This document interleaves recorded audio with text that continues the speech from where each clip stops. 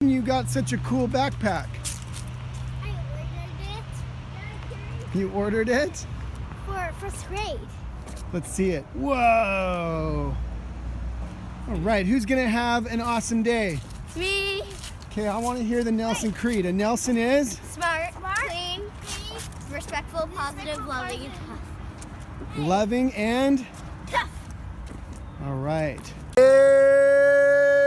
It's time for some Wednesday wisdom, and you're probably not going to get much from me, but I've got a great quote to share, which we will do every Wednesday.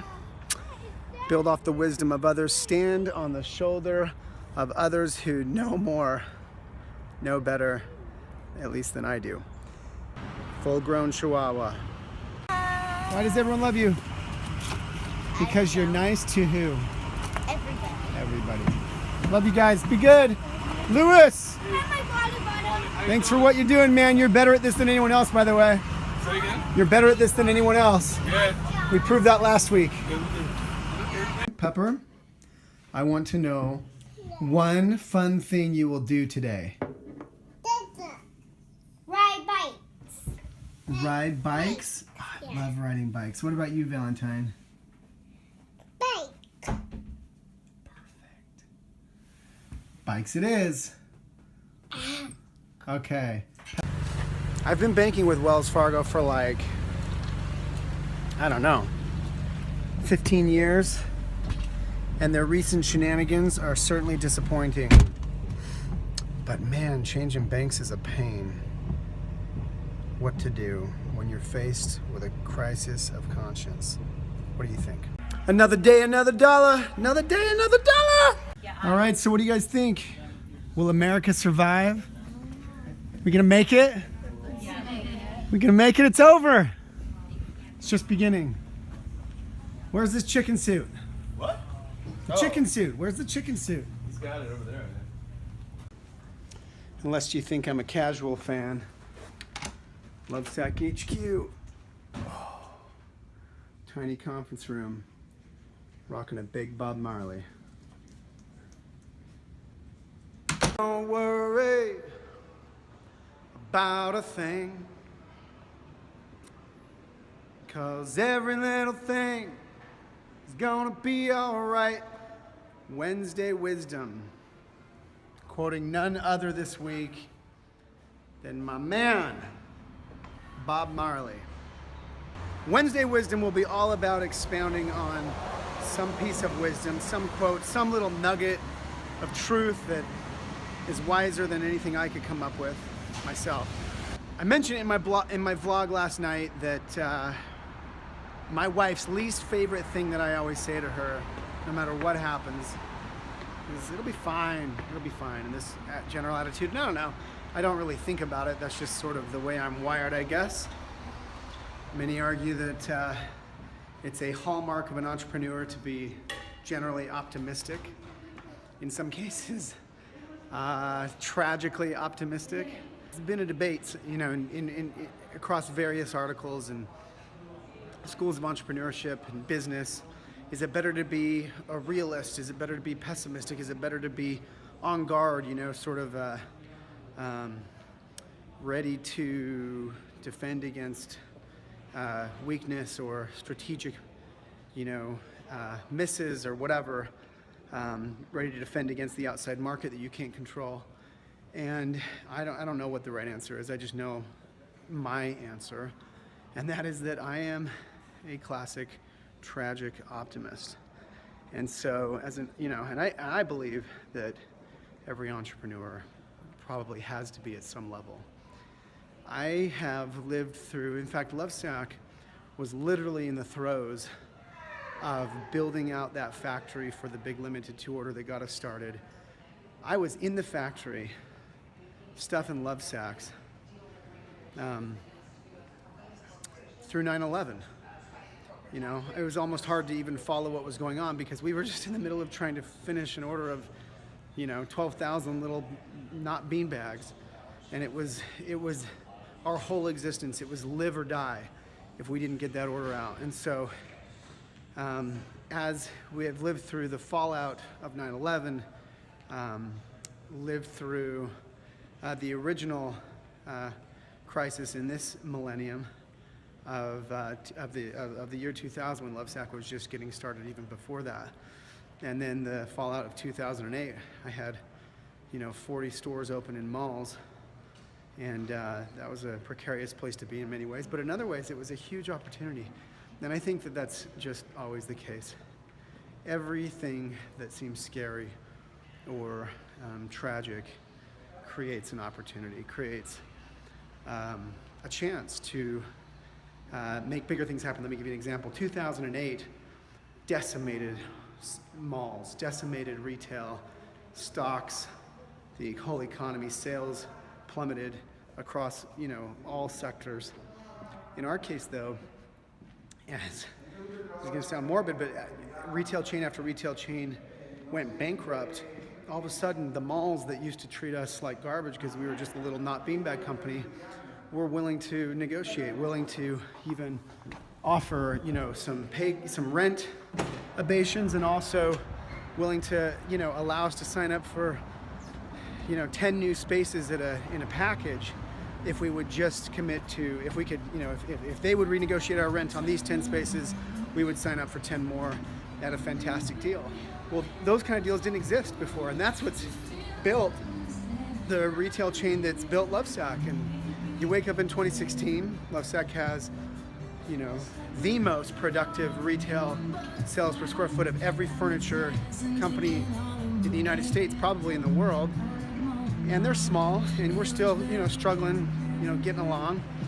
But that came because of the crisis of 2008.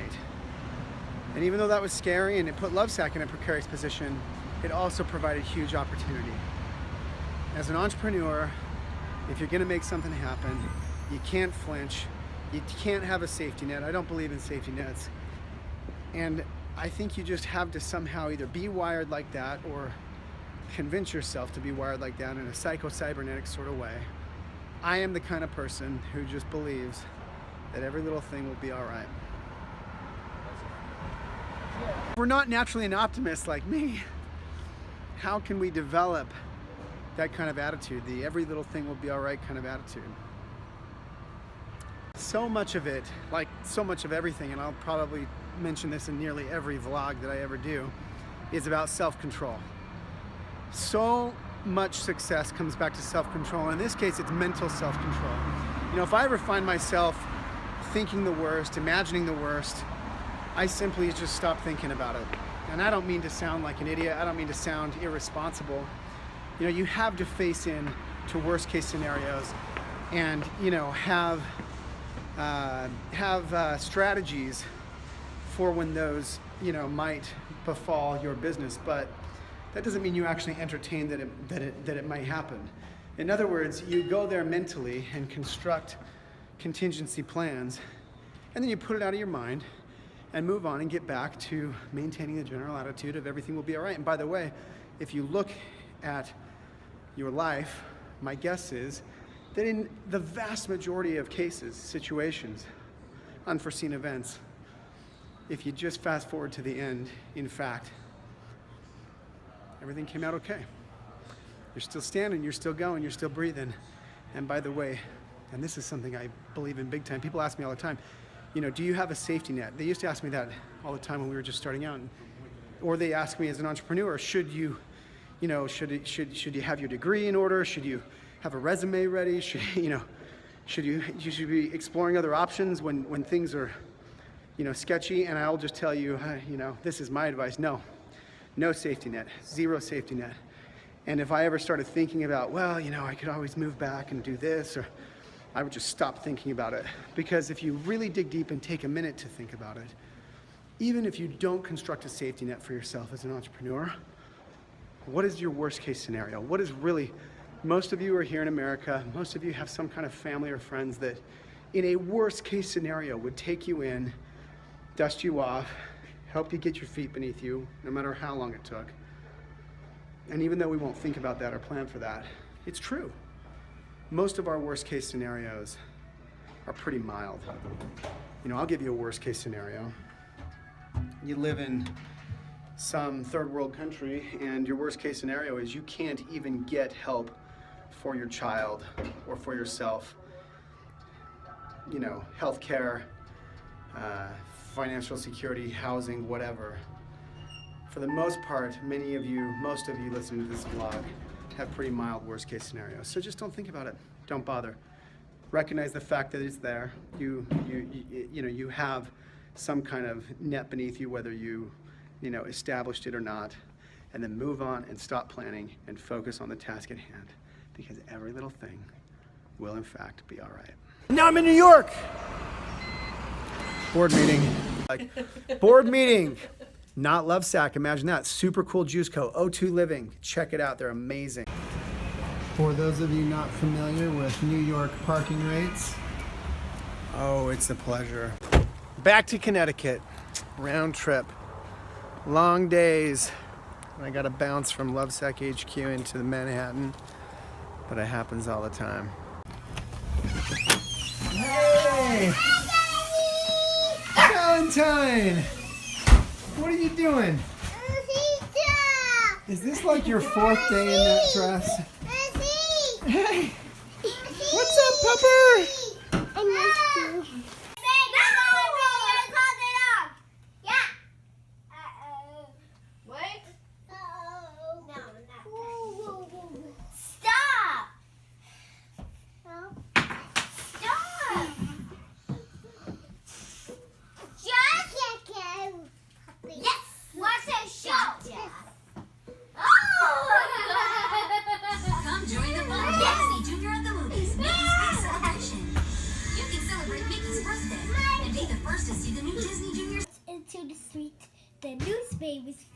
The newsboy was just passing by with his bag full of papers. It's a fine bike you have there, he said to George. How would you like to help me deliver the papers? Pepper, you are such a great toothbrusher. Where'd you learn how to do that? From my brain. From your brain? Yeah. You guys... Valentine! Horsey! Daddy Horsey! What are you doing, Valentine? Daddy Horsey! All right, get on. Let's go. All right, listen. We all have major problems. And anybody who tells you they don't, or anybody who you witness online or, whatever, from afar, who you think doesn't, is full of crap. Or you just don't know them well enough. Probably the latter. Because this life is a crucible, and it is the great equalizer, and we all are going to be tried and tested, and it's rough, man. So it's critical that we all learn this skill of being able to take whatever is bringing us down and being able to put it out of our mind.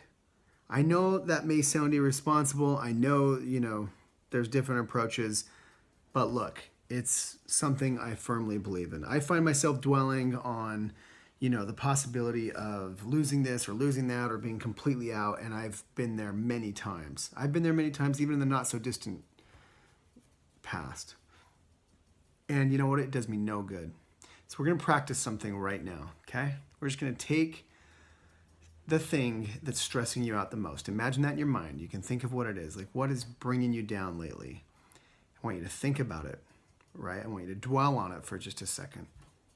And then I want you to just put it out of your mind and think of your to-do list. Think of your banal, daily, what you got to get done. And I want you to get off the couch in about 30 seconds when I wrap and go do that thing. Go knock something out. Go get 10 emails done. I don't know. Go knock something off your to-do list and prove to yourself that you have the mental energy to put the negativity out of your mind. And just don't worry about it, because you know what? Bob Marley was right. Everything's going to be just fine. Everything is going to be just fine. Look at my daughter. These kids make it all worth it, right? Lucky's 8 years old now. And when she was born, I was panicked, because if something went wrong or if something was wrong, my life would be upside down. And I've been blessed that you know, I have 4 healthy kids. And by the way, some people face all kinds of incredibly difficult situations. But don't think I've made it through easy. And don't think that I don't know more is coming. But one way or another, she's 8 years old. I've had 8 years of everything being just fine. And it will continue to be just fine. So have a great evening, a great day, a great week, a great month. Every little thing was going to be all right. So subscribe to this vlog. Please share it out. Please comment. Share with me one thing that you take away from today. I'd really be interested to hear. You know, I'd love to make these more productive and more interesting for you. I appreciate the support. I love you. Thank you so much for not laughing at me too much and tolerating me, as it were. Get off the couch and go do it right now. Go make something happen.